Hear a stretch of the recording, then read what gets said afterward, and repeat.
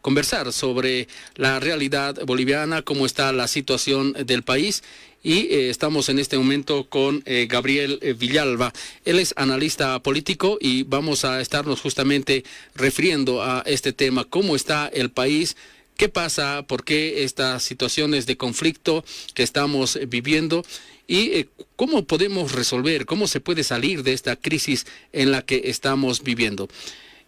Gabriel, buenas tardes, bienvenido a la tarde en directo de la radio Pío 12. Es un gusto tenerte para conocer un poquito más desde tu punto de vista político, cómo ves la situación en el país. Buenas tardes. Muy buenas tardes, un gusto, un placer poder compartir con Radio Pío 12 y a través suyo y a través del programa llegar a tanta gente que nos está escuchando y por supuesto también siguiendo las transmisiones en redes sociales. Así que un gusto, un placer y pues presto a poder debatir y analizar todo lo que ustedes consideren pertinente.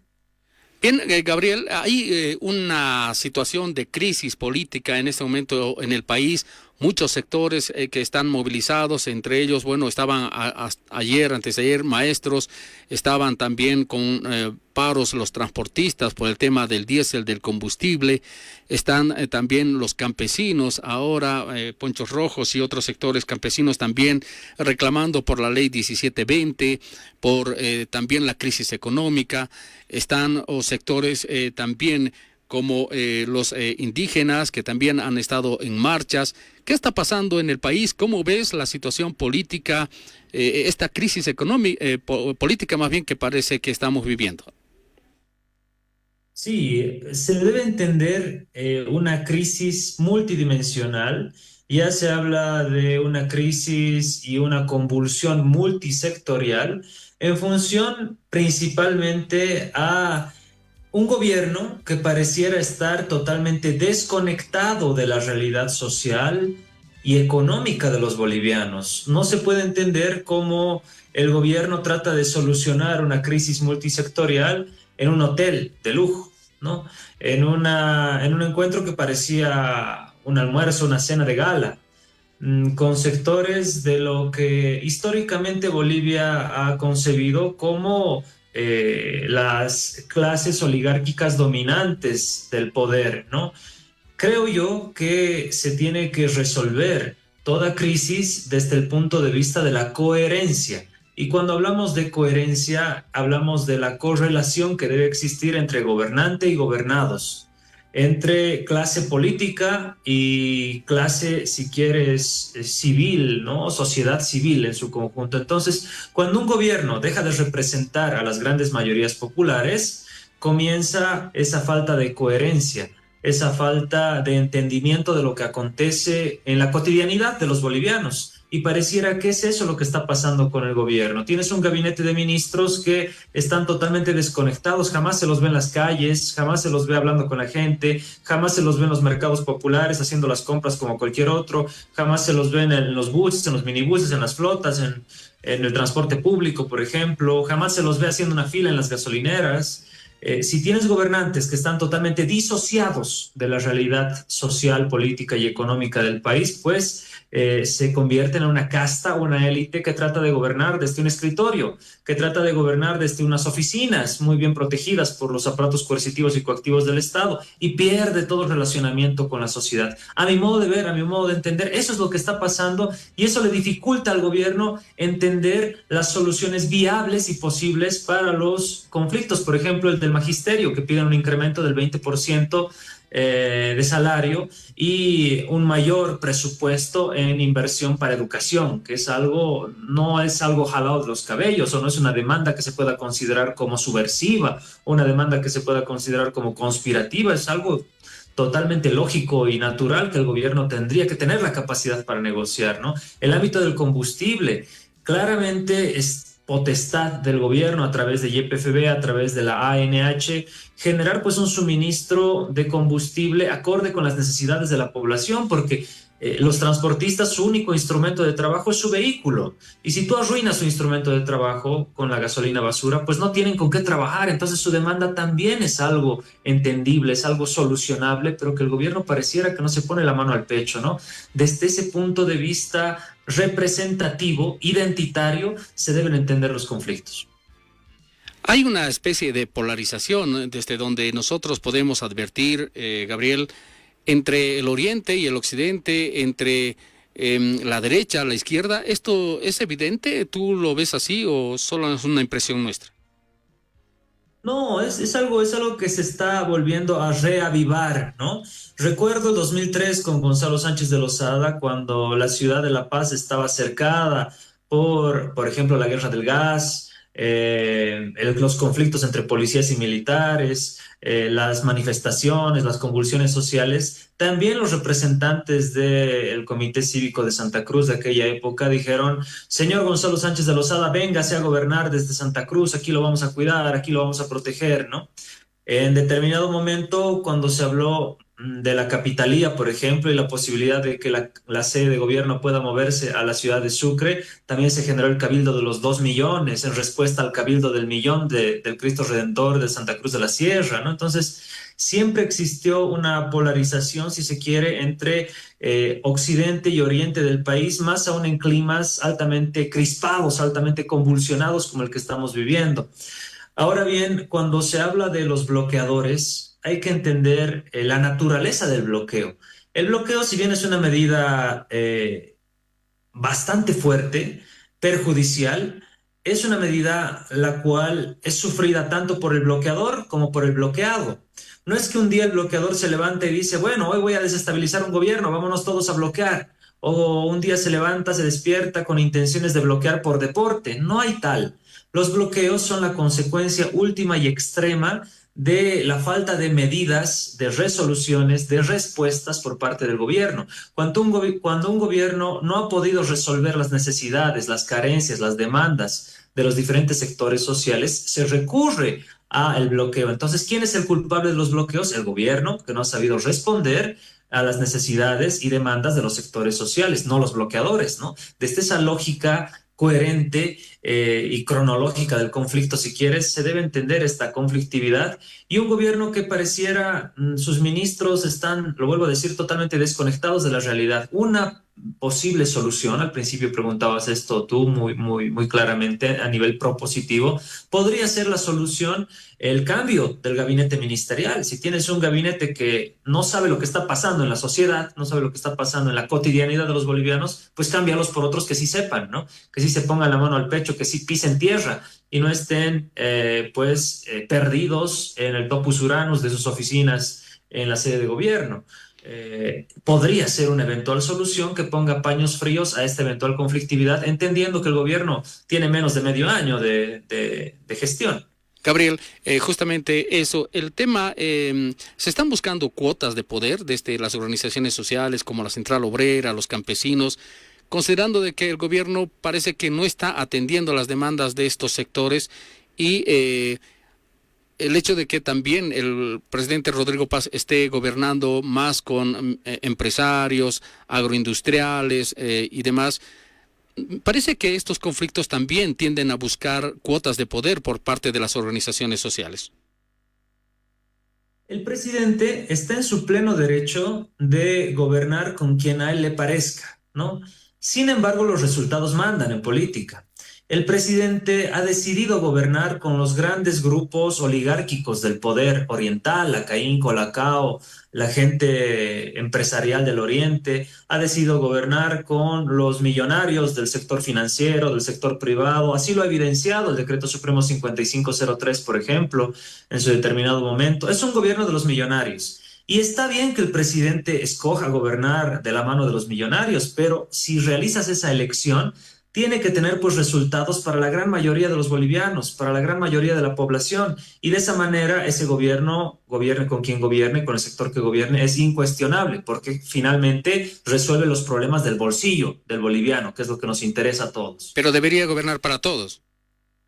Claro, sin embargo, el gobierno, si ha decidido gobernar con los millonarios de este país y esa alianza no le está sentando o sembrando resultados reales, concretos, pues tiene que abrir su campo de negociación, su campo de irradiación política, y tiene que sentarse sector por sector y gobernar con absolutamente todos los sectores, porque la decisión primaria que tomaron de gobernar con los millonarios claramente no le está dando resultados. Por ende, debe sumar a muchos más sectores populares de todas las clases sociales y todos los estamentos en Bolivia para poder generar una suerte de gobernabilidad, si se quiere, exitosa o mínimamente atendible a los problemas cotidianos de la gente. Es decir, que si el gobierno quiere gobernabilidad, valga las redundancias, si el presidente de la República quiere gobernabilidad, tendría que incluir en su gobierno a sectores populares como la COT, campesinos, maestros, otros sectores que están en este momento en conflicto.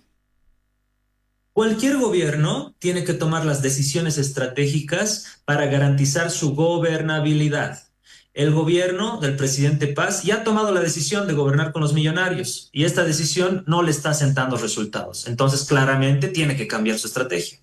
¿Qué pasa con las organizaciones sociales? Porque en elecciones la posibilidad que se tenía en la segunda vuelta era o Tuto Quiroga o Rodrigo Paz, pero parece que hay un desencanto de la población, de las organizaciones sociales, que finalmente han decidido votar por el mal menor, digamos, en este caso por Rodrigo Paz, para no votar por Tuto Quiroga. Pero ahora como que se les ha volcado la tortilla porque Rodrigo Paz está resultando peor que Tuto Quiroga. No sé si estoy en lo correcto, pero parece que por ahí hay un cierto desencanto también de las organizaciones sociales respecto al gobierno al que se ha elegido. Pero hay que analizar previamente el escenario de proscripción, ¿no? El escenario electoral que tuvimos no fue un escenario de una democracia amplia, fue el escenario de una democracia restrictiva. Si hubieran participado todos los sectores sociales, todas las organizaciones políticas, si Evo Morales, pongámoslo en el escenario político, hubiera figurado como candidato, porque claramente la Constitución así se lo permite, más allá de las interpretaciones forzadas de los magistrados reautoprorrogados, porque en Bolivia no existe la prohibición para la discontinuidad de mandatos, no existe la regulación para mandatos discontinuos, sí para mandatos continuos. Ese no era el caso de Evo Morales, que no estaba en ejercicio de gobierno. Si Evo Morales hubiera figurado en la papeleta electoral, ni siquiera se hubiera llegado a una segunda vuelta, hubiera vuelto a ganar las elecciones, ¿no? Pero Evo Morales no estaba inscrito, no estaba habilitado, su partido tampoco fue inhabilitado, su partido fue inhabilitado. Tuvo que participar con otras tiendas políticas, pero esa no es la discusión, Gabriel. El tema es que parece que hay un desencanto, te reitero la pregunta, que parece que hay un desencanto de los electores, en este caso de las organizaciones sociales, con el actual gobierno. Claro, es que el antecedente es importante. ¿Por qué? Porque te han dado a elegir entre Jorge Tuto Quiroga de extrema derecha y Rodrigo Paz de derecha, si quieres, ¿no? Entonces, ¿por qué no hemos tenido los bolivianos la posibilidad de abrir la contienda electoral a diferentes espectros del campo de la derecha, centro, izquierda, extrema izquierda, si quieres? Muy bien, llegamos a ese punto en que solamente teníamos la ultraderecha y la derecha, y la gente terminó votando por la derecha, como tú muy bien lo has dicho, para evitar el mal menor. Y por supuesto que existe un desencanto, por supuesto que existe una suerte de arrepentimiento, me atrevería a decir, de la población en su conjunto. Pero, ¿qué hubiera pasado si se hubiera escogido a Jorge Tuto Quiroga? Hubiera sido quizás un proceso mucho más acelerado de convulsión social en la medida de el planteamiento de medidas de shock instantáneas en el ámbito económico, ¿no? Entonces, evidentemente el boliviano, creo yo, ha sido prácticamente obligado a votar por uno o por otro sin tener mayores opciones. Ese es el problema de fondo, la proscripción. Bien, ahora parece que el afán de las organizaciones sociales es voltear al gobierno o sacarlo al gobierno para nombrarle a Hernán Lara como presidente y a través de él se pueda volver a llamar a nuevas elecciones. Pero estamos solo a 6 meses de haber realizado nuevas elecciones y haber elegido a un presidente en el país. ¿Cómo se resuelve esta situación? Sí, la convulsión social me atrevería a decir que no tiene el objetivo de deponer al presidente y que por sucesión constitucional asuma el vicepresidente. De hecho, si esta convulsión sigue escalando en su grado de convulsión, valga la redundancia, pues incluso sopesaría el ámbito de la renuncia del propio vicepresidente, la renuncia del propio presidente de la Cámara de Senadores, y por constitución el presidente de la Cámara de Diputados tendría el plazo de 90 días para convocar a nuevas elecciones, ¿no? Si el conflicto social tiene un mayor grado de escalada, podría llegarse a esa consecuencia lógica. No creo que los sectores movilizados tengan como petición que asuma Edman Lara, porque ya se lo ha encontrado un personaje altamente volátil, ¿no? Fiel a su formación de policía. Es un personaje que pues no tiene un mejor perfil político que el de Rodrigo Paz. Sí, quizás desde la percepción de un personaje mucho más ligado al campo popular, pero en los hechos termina siendo un personaje altamente volátil, inestable políticamente, que creo yo ahondaría mucho más el conflicto en el país. Él mismo en su último documento declarativo de la vicepresidencia del Estado refiere que no es su intención asumir la presidencia y que insta al presidente a resolver estos conflictos, ¿no? Entonces, creo yo que la solución pasa por el cambio del gabinete, un cambio total del gabinete, incluir a diferentes sectores sociales que hoy por hoy están en conflicto para que sean las respuestas a pues la conflictividad, las soluciones que se puedan brindar desde el ámbito estatal a partir de la negociación que se pueda tener con los diferentes sectores sociales, no solamente por cuotas de poder, sino por un ámbito de garantizar la gobernabilidad del gobierno. Entonces, no sé qué hacen los asesores, no sé qué hacen los ministros, no sé qué hacen los estrategas del gobierno de Paz que no están analizando esta situación y más al contrario se están haciendo arropar por políticos caducos como Jorge Tuto Quiroga, como el propio señor Luis Fernando Camacho en este encuentro que tuvieron recientemente en Cochabamba. Un elemento importante es el alejamiento del señor Samuel Doria Medina. Recordemos muy bien que Samuel Doria Medina, por ejemplo, en el 2019 fue parte importante del gobierno de Yanine Áñez y cuando este gobierno ya se estaba cayendo, pues también el señor Samuel Doria Medina quita su apoyo, ¿no? Muy diplomáticamente, si quieres. Pareciera que lo mismo está pasando con el gobierno de Paz. En la reunión del pasado sábado no ha participado de esta cumbre Samuel Doria.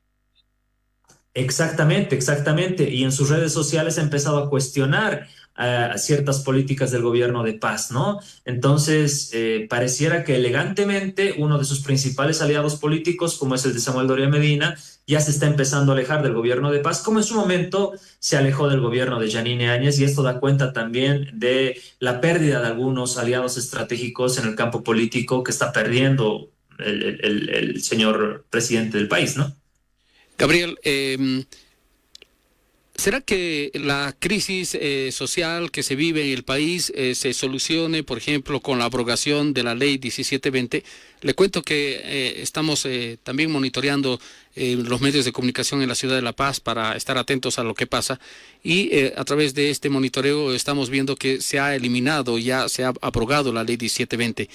Esto con el afán seguramente de calmar a las organizaciones sociales que justamente pedían la abrogación de esta normativa. Sí, de hecho tienes a un sector, el de los campesinos de tierras altas, todo el oriente del país que se ha movilizado en contra de esta normativa. Se debería haber abrogado muchísimo antes, ¿no? Han pasado por una odisea los marchistas que llegaron desde el oriente del país hasta la sede de gobierno para esperar en vigilia la abrogación de esta ley. Muy bien, se ha abrogado esta ley. No se tendría mayores argumentos por parte de los movilizados para continuar con esta demanda, puesto que ya se ha satisfecho pues su petición. Sin embargo, también se han referido sectores de la agroindustria en el oriente del país que han dicho, sí, muy bien, aceptamos la abrogación, pero sin embargo vamos a proponer otras leyes que tienen la misma naturaleza y demás. Esto, en lugar de resolver el conflicto y de apagar una mecha del conflicto, pues tiende a avivar más el debate, ¿no? Entonces pareciera que los propios aliados del gobierno, en lugar de apoyarlo, lo están metiendo en una camisa de 11 varas, porque mientras abrogan la ley 1720, sus aliados empresariales, agroindustriales del Oriente dicen, sí, está bien, aceptamos la abrogación, pero vamos a proponer otra ley porque esto es necesario, en lugar de quedarse callados y dejar que este conflicto se vaya apagando poco a poco, ¿no? Entonces no veo por qué existe tal grado de desesperación de parte de algunos aliados del gobierno que más que ayudarlo lo están perjudicando, ¿no? Por otro lado, el de los maestros también, la reunión que se tuvo el día de ayer con la máxima cartera de esta área, el Ministerio de Educación, dio cuenta de un cuarto intermedio hasta el día sábado, quizás con intenciones de desmovilización. Sin embargo, el sector del magisterio, pues tiene sus demandas claras, ¿no? Un incremento de al menos el 17%, la demanda inicial era el 20% en su salario, y un mayor incremento en el presupuesto general a partir del presupuesto general del Estado en el sector de educación, ¿no? Lo cual creo yo es entendible y también es atendible por parte del gobierno. Sin embargo, algo que podrían haberlo resuelto ayer, lo están prolongando hasta el sábado, como una suerte de tratar de fraccionar o dividir a ese sector, ¿no? Entonces, las estrategias del gobierno no le están saliendo bien o está tomando malas decisiones con el fin de apagar los conflictos cuando bien podía tomar otras de carácter mucho más preponderante y mucho más simbólico, como por ejemplo un cambio total de su gabinete. Gabriel, algunos sectores apuntan a Evo Morales de estar tras de estas movilizaciones, incluso de estar financiando estas movilizaciones. En los últimos días se ha conocido de que se ha emitido una nueva orden de aprehensión contra Evo Morales, arraigo e incluso el congelamiento de sus cuentas. ¿Evo Morales está tras de estas movilizaciones? No, creo que existe un afán por parte de muchos políticos de endiosar a Evo Morales como si fuera un personaje omnipresente, como si tuviera el poder magnánimo de manejar los hilos de la conflictividad en el país. Y no es así. Evo Morales ha sido un presidente sumamente importante, sigue siendo un personaje político vigente, un animal político sin lugar a dudas, pero muy difícil que se le quiera atribuir toda esta conflictividad a una sola persona, en este caso a Evo Morales, ¿no? Creo yo es una salida más, una excusa más del gobierno para quitarse ellos mismos responsabilidad, ¿no? Cuando ellos saben desde el gobierno que lo que está ocasionando las movilizaciones y los conflictos es su propia incapacidad. Entonces no es pecado cambiar lo que no funciona, cambien a los ministros. Siéntense con los sectores sociales, vean soluciones y planteen nuevos escenarios en los cuales todos los sectores sociales estén representados en el gabinete ministerial, por ejemplo. Esa podría ser una eventual solución para poner paños fríos a esta conflictividad que está en escalada. Así como pasó con Gonzalo Sánchez de Lozada, pues puede pasar también con el señor Rodrigo Paz. Bolivia se ha caracterizado por ser un país altamente combativo y altamente, convulso cuando no se atienden las demandas sociales. Conflictivo, diríamos. Bueno, vamos a agradecerte, sí. Gabriel, por tu tiempo. Muchas gracias por haber accedido a esta entrevista y poder también orientar sobre cómo ven los analistas políticos la realidad boliviana. Estamos en una situación un poco crítica. Quizá se puede resolver todavía el asunto. La propuesta de Gabriel es que el gobierno deba incluir en su gabinete a sectores sociales para que tenga gobernabilidad y también se busque que sectores sociales estén representados en el gobierno y no ocurra como está pasando, que parece que tenemos un gobierno solo de la derecha y para la derecha. Muchas gracias, Gabriel. Estaremos en otro momento en contacto contigo en la Radio Pío 12. Un gusto, un placer compartir con Radio Pío 12, contigo, agradecer el espacio y a toda la gente que nos está viendo, escuchando, siempre con un sentido propositivo, crítico. Estábamos hoy justamente en la plaza principal de Cochabamba. Me sorprendía el grado de intolerancia de alguna gente que insultaba, descalificaba. No, tenemos que aprender a tolerarnos entre todos los bolivianos porque se construye democracia a partir de las opiniones, contrastando opiniones, batallando en las ideas. No peleándonos entre nosotros, insultándonos entre nosotros. Tenemos que tener la altura intelectual, académica, política, de saber escuchar las diferencias, las diferentes opiniones y pues construir un mejor nivel de democracia que creo tanto nos hace falta.